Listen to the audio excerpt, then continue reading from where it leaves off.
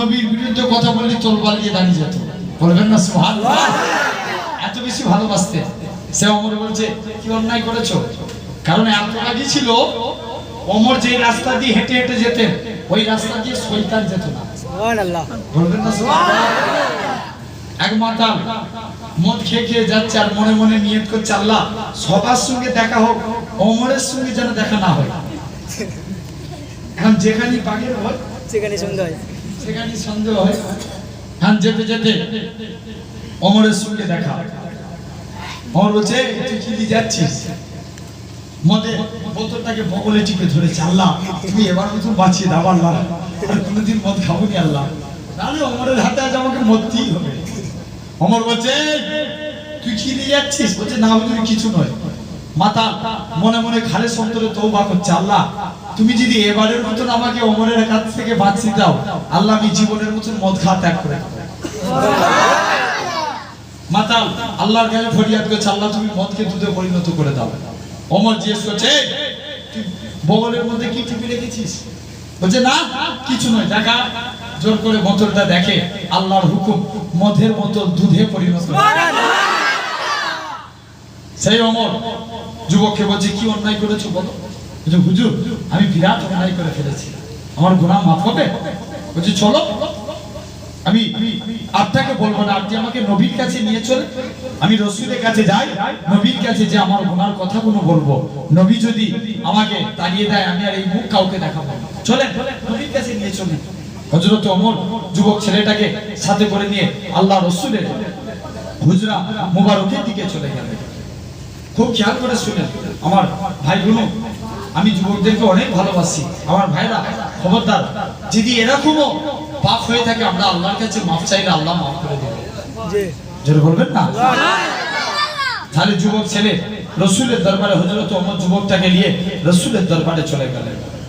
আল্লাহ নবীর সাহাবী যুবক ছেলে গানা, আল্লাহ নবীর সাহাবী হযরত ওমর রাদিয়াল্লাহু তাআলা আনহু হুজুর আমার যুবক ছেলেটাকে সাথে সাথে নিয়ে আল্লাহ নবীর হুজরা মুবারকে চলে গেলেন।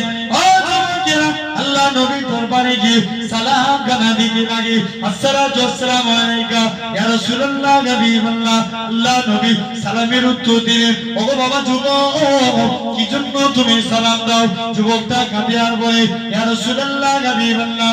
হযরত ওমর বলে ইয়া রাসূলুল্লাহ হাবিবাল্লাহ, হুজুর আজকের দিনে আমি আপনার কাছে এসেছি, হুজুর একটা যুবককে আপনার কাছে এনেছি, সে কি এমন অন্যায় করেছে? ও যুবকেরা, ও নবী প্রেমিকেরা, হযরত আল্লাহ নবী বললেন ওগো বাবা ওমর, যুবকটাকে আমি নবী আমার কাছে পাঠিয়ে দাও। যুবক ছেলেখানা আল্লাহ নবীর কাছে চলে গেলেন, ইয়া রাসূলুল্লাহ হাবিবাল্লাহ, হুজুর আমি একটা অন্যায় করে ফেলেছি, আমার গুনাহটা কি আল্লাহ পাকের দরবারে মাফ হবে? আল্লাহ নবী কি বলে দিয়েছিলেন? ওগো বাবা যুবক বলো তো দেখি কি এমন অন্যায় করেছো? যুবকটা বলে ইয়া রাসূলুল্লাহ হাবিবাল্লাহ, হুজুর আমি নিজের মুখ থেকে বলতে আমাকে লজ্জা লাগে। ও যুবকেরা, আল্লাহ নবী কি জানিয়েছিলেন? ওগো বাবা যুবক বলো তো দেখি তোমার গুনাহটা কি দুনিয়া থেকে বড়? যুবকটা কাঁদে আর বলে ইয়া রাসূলুল্লাহ হাবিবাল্লাহ, হুজুর আমার অন্তর বলে, হুজুর আমার দিল বলে, হুজুর আমি যা গুনাহ করেছি আমার গুনাহটা মনে হয় আল্লাহ পাকের জমিনের চাইতে বড়। আল্লাহ নবী আবারও বলে ও বাবা যুবক বলো তো দেখি তোমার গুনাহটা কি আল্লাহ পাকের আসমানের চাইতে বড়? যুবকটা কাঁদে আর বলে ইয়া রাসূলুল্লাহ হাবিবাল্লাহ, হুজুর আমার অন্তর বলে, হুজুর আমার দিল বলে, হুজুর আমি যা গুনাহ করেছি আমার গুনাহটা মনে হয় আল্লাহ পাকের আসমানের চাইতে বড়। যুবকটা আবারও কাঁদে। আল্লাহ নবী বলে বাবা যুবক বলো তো দেখি তোমার গুনাহটা কি আল্লাহ পাকের জান্নাত জাহান্নামের চাইতে বড়? যুবকটা কাঁদে আর বলে ইয়া রাসূলুল্লাহ হাবিবাল্লাহ, হুজুর আমার অন্তর বলে, হুজুর আমার দিল বলে, হুজুর আমি যা গুনাহ করেছি আমার গুনাহটা মনে হয় আসমান জমিনে জান্নাত জাহান্নামের চাইতে বড়। ও যুবকেরা, আল্লাহ নবী আবারও জিজ্ঞাসা করে ওগো বাবা যুবক বলো তো দেখি তোমার গুনাহটা কি আল্লাহ পাকের আরশে আজিমের চাইতে বড়?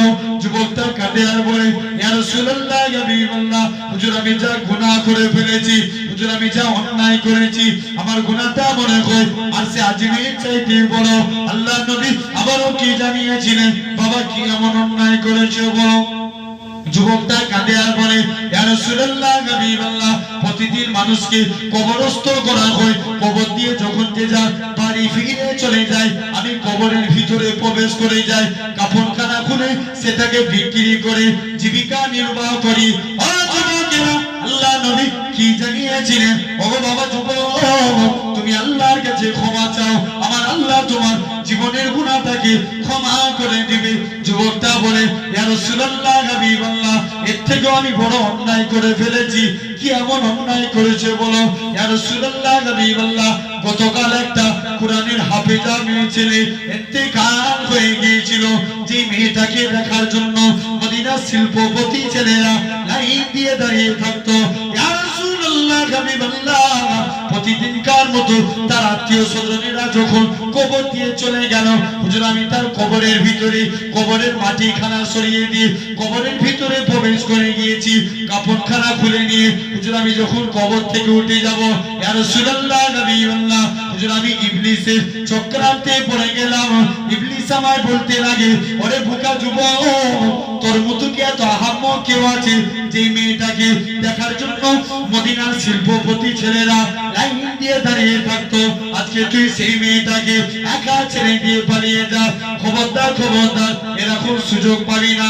ইয়া রাসূলুল্লাহ হাবিবাল্লাহ, হুজুর আমি ইবলিসের চক্রান্তে পড়ে মেয়েটার সাথে জিনায় লিপ্ত হয়ে গেলাম, ওই লাশের সাথে জিনা করে ফেললাম। জিনা করে যখন আমি কবর থেকে উঠে যাব, কে যেন আমার মেয়ের গলা করে বলতে লাগে, ওই মেয়েটার গলা করে বলতে লাগে, ওরে বোকা যুবক, কাল পর্যন্ত আমি পবিত্র অবস্থায় কবরে এসেছি, তুই আমায় অপবিত্র করে দিলিস। কাল কিয়ামতের ময়দানে আল্লাহর দরবারে তোর বিচার হবে। ইয়া রাসূলুল্লাহ হাবিবাল্লাহ, সেদিন থেকে আমার অন্তরখানা কম্পিত হতে লাগে। ও যুবকেরা, আল্লাহ নবী কি জানিয়েছিলেন? ও বাবা যুবক, বেরিয়ে যাও বেরিয়ে যাও, আমি নবী, আমার কাছে আর মুখখানা দেখাবে না। যুবকটা চলে যায়, কারোর কাছে মুখ দেখায় না। এরকম ভাবে 41 দিন আল্লাহর কাছে কাঁদতে লাগে, আল্লাহ পাক, অন্যায় করে ফেলেছি, আল্লাহ মাফ করে দাও। সবাই দাঁড়িয়ে দিয়েছে, আল্লাহ নবীর কাছে গেলাম, তিনিও দাঁড়িয়ে দিয়েছে। আল্লাহ তুমি যদি মাফ না করো, কে মাফ করবে? আল্লাহ, আল্লাহ পাক মাফ করে দাও, ক্ষমা করে দাও। এরকম ভাবে 40 দিন দোয়া চাইতে লাগে। আমার আল্লাহ পাক জিবরাইল আমিনকে পাঠিয়ে দিলেন, এ হযরত জিবরাইল, চলে যাও চলে যাও, আমার রাসূলুল্লাহকে দিয়ে জানিয়ে দাও, ওই গুনাহগার যুবকের তওবাটাকে আমার আল্লাহ কবুল করে নিয়ে তার জীবনের গুনাহটাকে আমার আল্লাহ ক্ষমা করে দিয়েছে।